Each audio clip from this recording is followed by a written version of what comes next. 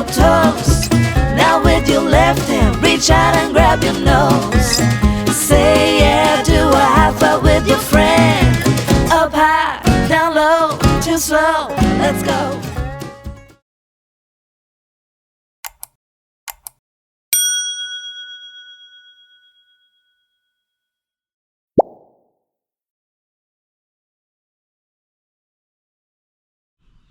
Hey everybody, welcome back to Bake Me Happy. I'm just sitting here on the front porch on this hot, humid May day in South Carolina. Today we're going to make Amish cinnamon bread.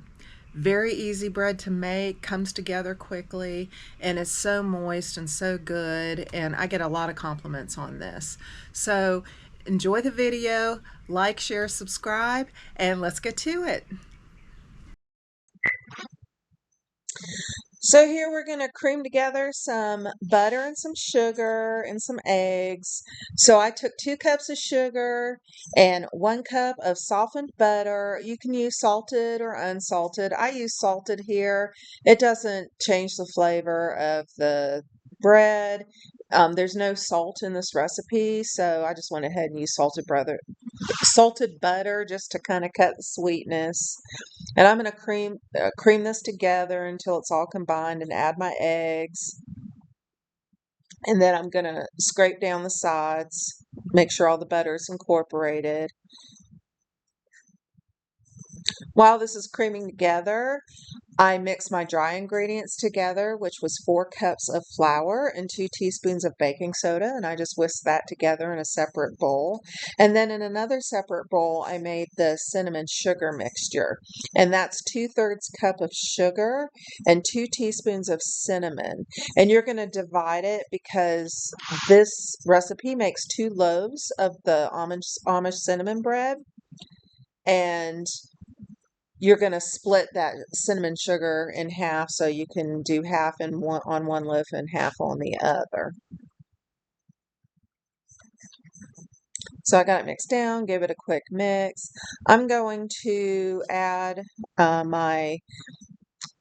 I call it my dry ingredient chute. It hooks right onto the attachment part of your KitchenAid. This is from the Cookie Countess. I got it off of her website, and I don't think it was that expensive either, but this has been the best attachment for my KitchenAid. All the dry ingredients go right into the bowl. It doesn't fly all over the place. They tend to get some accumulates on top of the beater, so you have to kind of shake those off and give it another mix real quick before you're finished. But I'll give you a shot of the top of it, because I always end up filming this with just the bottom. But I highly recommend getting this. So you can go to the Cookie Countess website and find it there. The reason this is taking so long, you don't have to wait this long while it's mixing, but I forgot to get my 2 cups of buttermilk. So that's what I'm doing right now, is getting my buttermilk. So what we're going to do is take 2 cups of buttermilk, and we're going to add a little bit of the dry, then add a little bit of buttermilk, then dry, then buttermilk, and end with the dry. So it's 2 cups of buttermilk.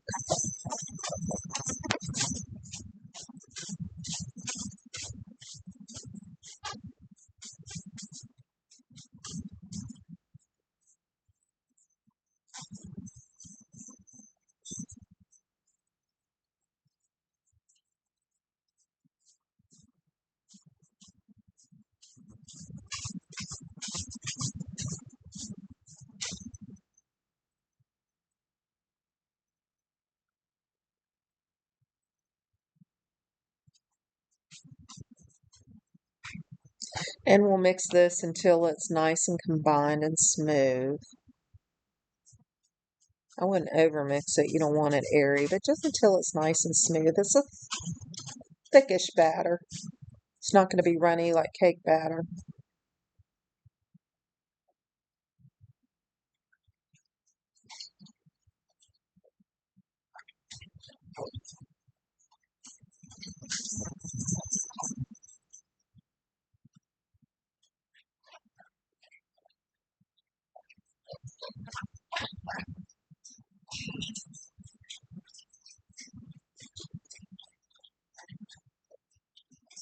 And there's the top of the shoot.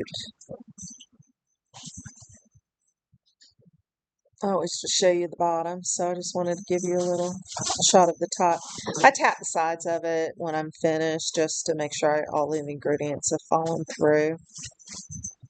So we're going to just scrape down the bowl, make sure we get all the dry ingredients that are stuck on the side of the bowl down into the batter. There I'm getting where you can see where it kind of accumulates on the top of the beater, so I'm knocking that off.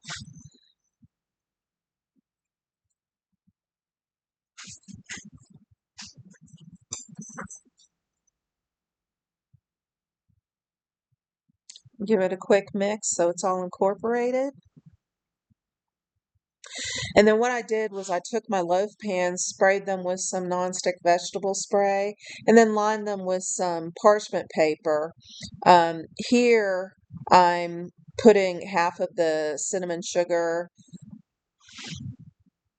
I didn't divide it in half, but I'm taking, a quarter to put in the center of the one pan and then another quarter to put in the center of the other pan.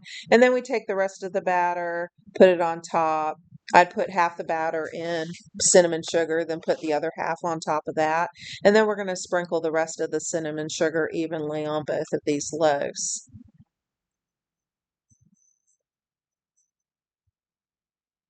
You don't have to line these with parchment paper. I do because it's easy to lift the bread out and it doesn't get stuck and you don't lose half of your bread stuck to the pan.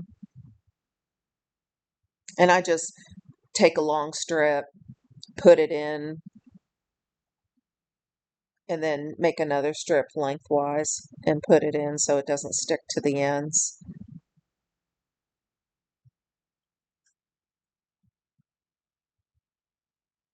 And then once I get all of the cinnamon sugar sprinkled on top, I'm going to take a knife and I'm going to swirl the batters to get all those nice swirls in the center. So we'll swirl it really good. I've preheated my oven to 350 degrees. So after we get done with this part, we're going to put it in the oven and we're going to bake it for 45 to 50 minutes. So here they are all baked. I had made extra because I had a lot of orders this week for this. And see how easily it comes out. You're going to let it cool for about 10 minutes and then pull it out of the pan and just let it cool on the wire racks for about 20 minutes. This is the best bread. It's great for breakfast. It's good for a snack. It's nice if you can heat it up in the microwave. It freezes really well too. So just wrap it in plastic wrap and then wrap it in foil. And it does freeze very well for up to 3 months. But here it is. You can see the nice cinnamon swirls. So thanks for watching. Please share, like, subscribe, and we will catch you on the next one.